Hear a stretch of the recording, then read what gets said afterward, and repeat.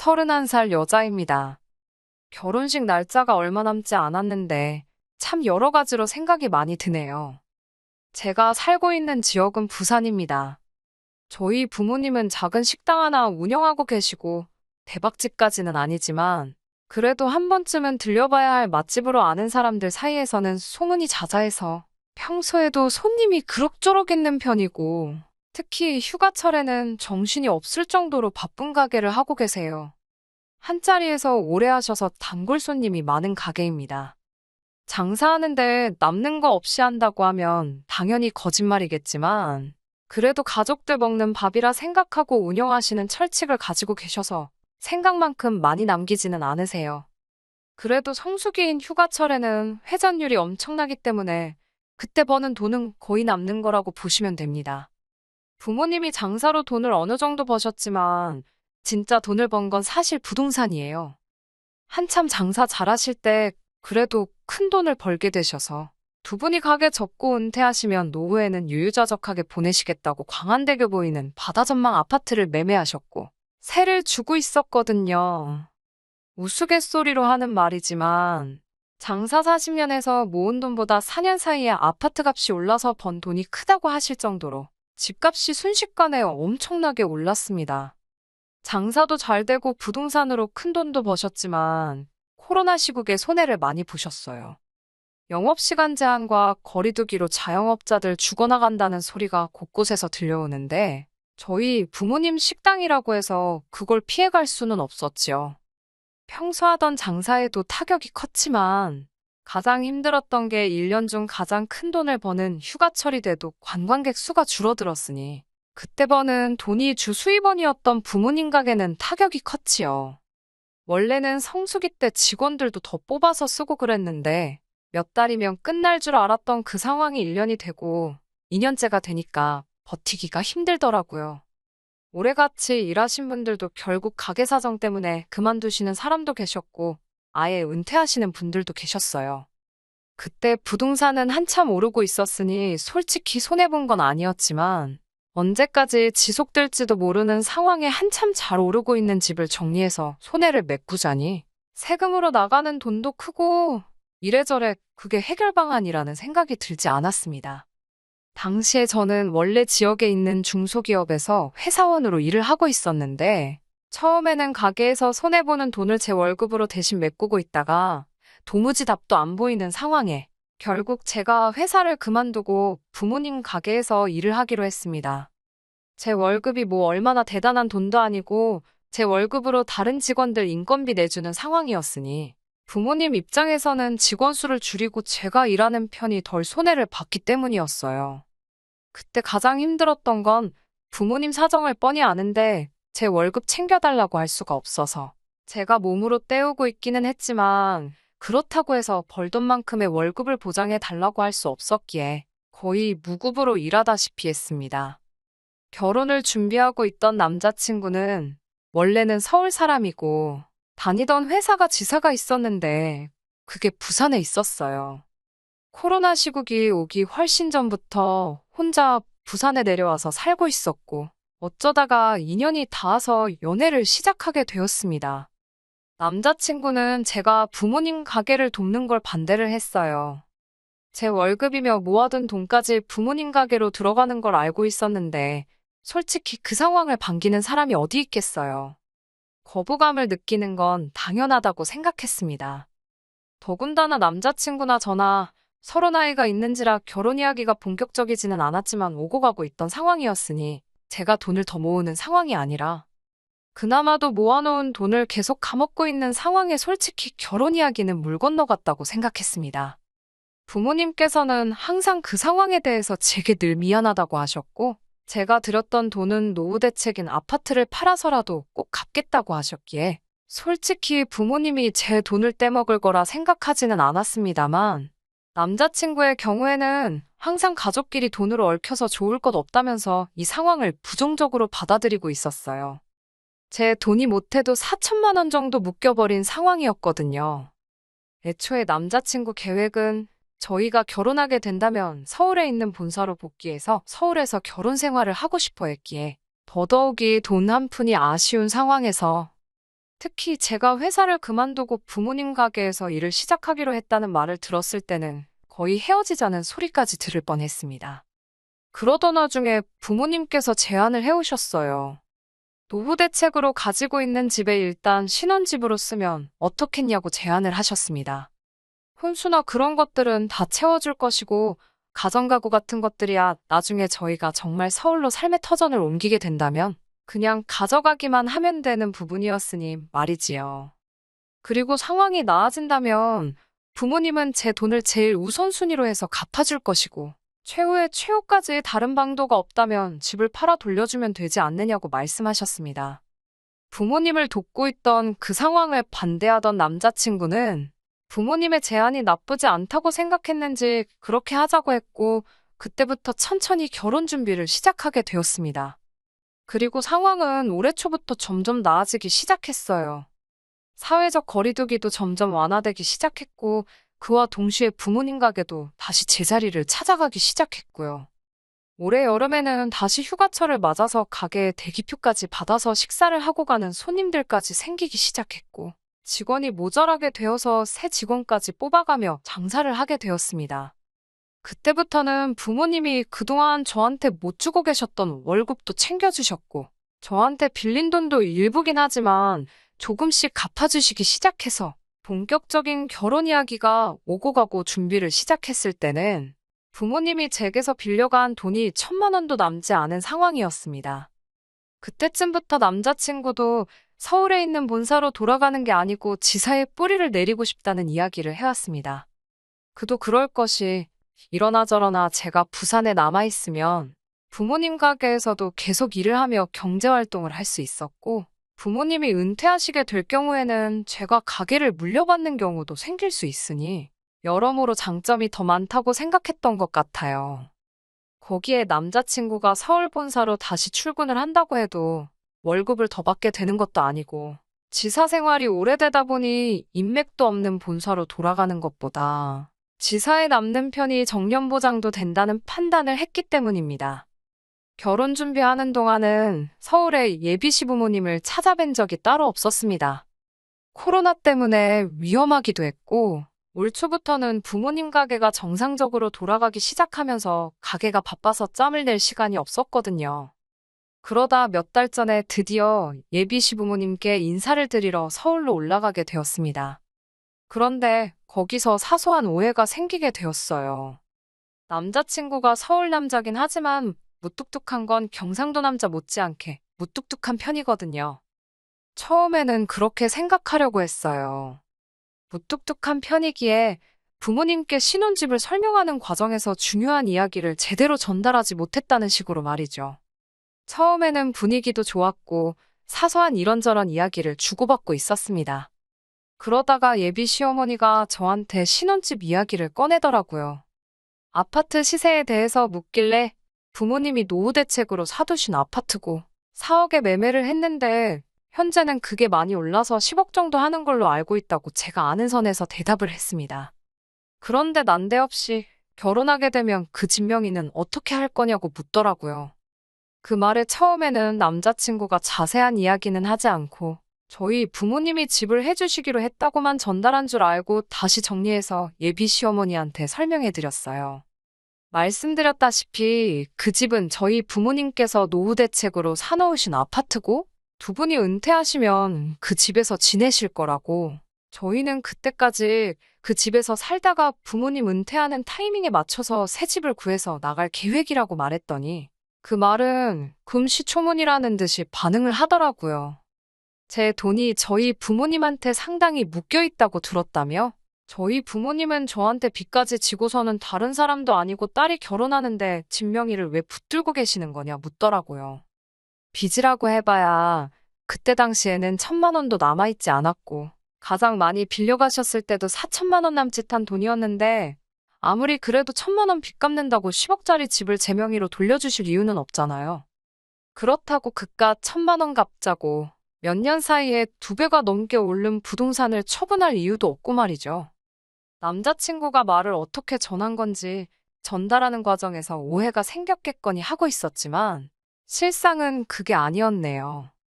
예비 시어머니는 저한테 그 집은 저희가 결혼하게 되면 명의를 옮기는 게 맞다고 하시며 남자친구도 결혼할 때 돈을 가져가니 공동명의로 하는 게 맞다고 하더군요. 저게 무슨 귀신 씨나라 가먹는 소린가 싶어 남자친구 쪽을 쳐다봤는데 남자친구는 당혹스러운 표정만 하고 있지 나서서 그 상황을 해결하거나 끝내려는 모습은 보이지 않았습니다. 다시 부산 내려가는 길에 남자친구가 그제서야 자기가 설명을 제대로 못했다며 사과를 하더라고요. 그 상황에서 잘못 알고 계신 거라고 예비 시어머니한테 자초지종부터 모든 걸 설명하고 있을 때는 찍소리도 안 하더니 집에 가는 길에 제 기분 풀어준답시고 그제서야 사과를 하는데 솔직히 남자친구가 처음으로 못 믿었다는 생각이 들었어요. 결과적으로는 예비 시어머니한테 처음부터 끝까지 설명하게 되면서 아무리 결혼을 하고 나서라도 그 집은 저희 부모님 노후 대책이나 마찬가지이기 때문에 공동명의는커녕 제 명의로도 돌아가지 않을 거라고 못을 박아두기는 했습니다. 부모님과의 금전관계도 몇 달 뒤에는 완전히 해결될 일이고 만에 하나 그 집을 저희가 제 부모님한테서 매매를 하게 되더라도 값은 시세에 맞춰서 제 값을 치를 것이라고 확실하게 선을 그어놨어요. 아무리 부모님한테 설명하는 과정에서 오해가 생겨났다 하더라도 이해하기 힘든 부분이 많았습니다. 그래서 그런가 솔직히 이 결혼을 하는 게 맞는 건지 싶은 생각도 드네요. 혹시나 예비 시어머니가 꺼낸 말이 오해에서 나온 것이 아니고 모든 상황을 알고 있는 와중에 나온 본심이 아닐까 하는 생각 때문에 말입니다. 어찌저찌 오해를 풀었다고는 하지만 솔직히 첫인사 드리고 나서부터 생각이 많아 일도 손에 안 잡히는 상황이네요.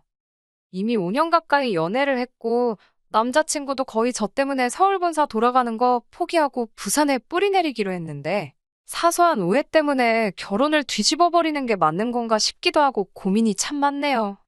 그냥 넋두리나 해보는 겸 이렇게 사연을 보내봤습니다. 안녕하세요. 오랜만에 다시 인사드리네요. 결론부터 먼저 말씀드리자면 결혼식을 열흘도 채 남기지 않은 상황에서 남자친구와는 끝내 파혼하기로 했습니다.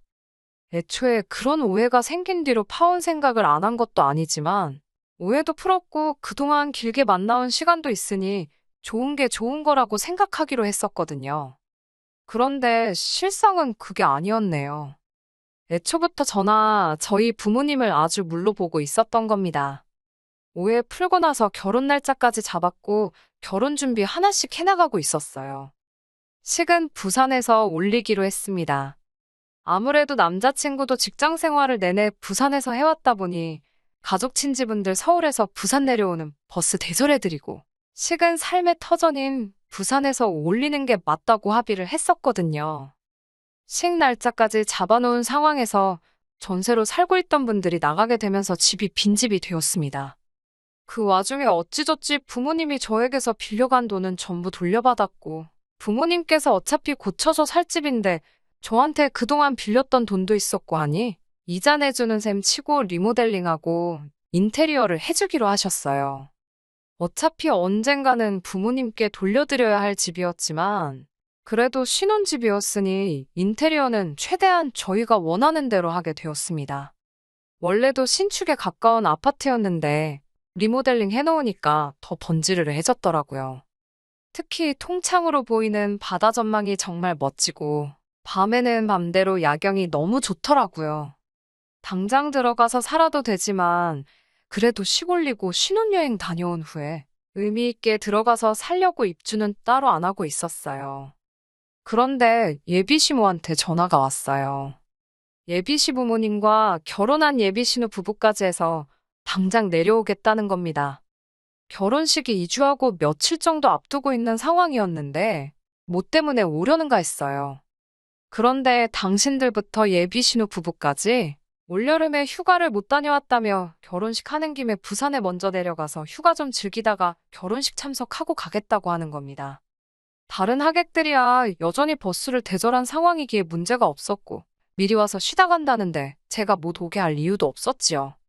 그러시냐고 했는데 난데없이 집 비밀번호를 알려달라고 하더라고요. 신혼집 비밀번호가 왜 필요하시냐 물었는데 자기들 2주간 머물 곳은 있어야지 않겠냐며 거기서 먹고 자고 하겠다고 하는 거예요. 듣다 보니 너무 황당하더라고요. 아무리 그래도 신혼집 가구며 혼수 다 새 것으로 준비해놓았고 남자친구 짐은 아직이지만 제 짐은 이미 다 들어가 있는 상황이었거든요. 저희도 당장 들어가서 살아도 되는 상황이긴 했지만 기분 내겠다고 저희도 가고 싶은 거 참고 견디고 있는데 그 집이 지금 빈집이나 마찬가지인데 좀 쓰면 어디가 덧나냐고 하더라고요. 그건 조금 어려울 것 같다고 말했더니 빈집 가지고 뭘 야박하게 구냐면서 예비 시부모가 쓰겠다는데 어떻게 거절을 할 수가 있냐면서 저한테 뭐라 쓴소리를 하더라고요. 해명할 필요까지 있나 싶었지만 그래도 그 집이 빈집인 이유를 설명하려는데 기분 나쁘다고 당신 할 말 다 하더니 전화를 그냥 끊어버리는 겁니다. 어이가 없어서 저도 다시 전화 안 했지요. 그런데 얼마 안 있어서 남자친구한테 전화가 오는 겁니다. 지 엄마한테 연락받았다고 하면서 저보고 왜 그러냐는 거예요. 살림이며 내 옷이며 다 들어가 있는데 솔직히 불편하다고 했어요. 아직 그 집에서 살 우리도 하루도 안 지낸 곳인데 새 가정가구며 쓰게 하고 싶지도 않고 혹시나 뭐 망가지거나 흠집이라도 생기거나 내 물건이라도 하나 없어지면 싫은 소리 해야 될 수도 있지 않냐고. 휴가차 오시는 거면 솔직히 부산에 관광호텔이 얼마나 많은데 좋은데 잡아드리면 되는 거 아니냐 했습니다. 그랬더니 다짜고짜 저한테 어차피 장인 장모님 집인데 왜 저보고 집주인 행세를 하느냐고 하더군요. 저희 부모님이 우리를 그 집에서 살게 해주신 게 다 한가족이라 해주신 거 아니겠냐고. 다른 사람도 아니고 이제 한가족이 되는 사람들인데 왜 남처럼 대하냐고 하면서 집 가지고 제가 갑질을 하려고 둔다는 거예요. 그리고 그런 저희 마음 씀씀이가 결국에는 제가 저희 부모님을 욕보이는 거나 마찬가지라고 하는 겁니다. 저희 부모님을 욕보이는 일이라길래 저희 부모님한테 곧바로 전화를 걸었어요. 이러이러한 상황인데 어떻게 해야 물으니 저희 부모님도 그건 아닌 것 같다. 딱 잘라 말해줬습니다. 남자친구 표정이 말이 아니더군요. 이미 다 정리된 상황인데 불만이 아주 많다는 데 계속해서 궁시렁대더라고요. 저희 부모님이 예비시가족 머물 숙소를 구해줘야 한다는 겁니다. 그것도 바다 전망 보이는 아주 고급 호텔 이야기를 하면서요. 왜 그걸 우리 부모님이 내셔야 하냐 했더니 저랑 저희 부모님이 자기 가족들을 집에서 머물지 못하게 어깃장을 부리고 있으니 우리 가족들은 부산 내려와서 어디서 머물러야 되냐 이런 소리나 하고 있는 겁니다. 애초에 결혼식 때 서울까지 버스 대절 비용도 저희 쪽에서 내는 거 아니냐 예정된 것도 아니고 불쑥 찾아온다는데 그 비용을 왜 우리 부모님이 돈을 써야 하는 거냐고 했지요. 누가 봐도 억지를 부리는 건 자기 자신이었으니 남자친구도 더는 할 말이 없었나 봐요. 그러면 그냥 오지 말라고 한다고 하면서 예비 시부모 바람 맞히는 게 앞으로 네 결혼 생활에 어떻게 돌아올지 두고 보자고 하는 겁니다. 웃기지도 않더라고요. 전 그렇게 오라고 하고 싶으면 자기 돈 주고 숙소 잡아주면 해결되는 거 아니겠어요? 그런데 끝까지 지 돈 쓰지도 않고 자기 돈까지 써가면서 자기 가족들 2주 동안 부산 구경 시켜주는 게 수지타산에 안 맞는다고 생각한 건지 근데 제 앞에서 예비 시부모님한테 전화해서 그냥 오시지 말라 하더군요. 여기서 끝났으면 좋았겠지만 혹시나 촉이 안 좋아서 그날 저녁에 신혼집 가서 비밀번호를 바꿔놨어요. 아니나 다를까 남친 가족들이 부산 내려온다고 통보했던 날에 남자친구한테서 전화가 오더라고요. 이게 뭐 하는 짓이냐고 묻길래 너는 뭐 하는 짓이냐고 저도 똑같이 따져 물었습니다. 잔말 말고 비밀번호나 알려달라는 걸로 봐선 안 봐도 누구한테 현관문을 열어주려고 그러는지 딱 알겠더라고요. 오지 말라고 내가 보는 앞에서 연락하더니 안 들키면 그만일 거라고 생각했는지 그새 말을 바꿔서 자기 가족들 다시 내려오라고 했던 겁니다. 그날 저녁에 남자친구 퇴근하고 나서 아주 된통 난리가 났지요. 예비 시모가 그러더군요. 너 이래가지고 나한테 며느리 대접받을 생각하지 말라고 하면서 우리 아들이 서울 본사로 옮겨서 서울에 집 얻고 그러면 내가 어떻게 하나 두고 보자 하는 겁니다. 신혼집 공동명의 안 한다고 할 때부터 알아봤다고 시골 깡촌에 살면서 돈 몇 푼 좀 있다고 꺼드럭거리지 말라더군요. 남자친구도 그렇고 예비 시모도 그렇고 뭘 그렇게 두고 보자고 하는 건지. 이런 식으로 나오는데 제가 오래오래 두고두고 볼 사람이라고 생각했던 걸까요?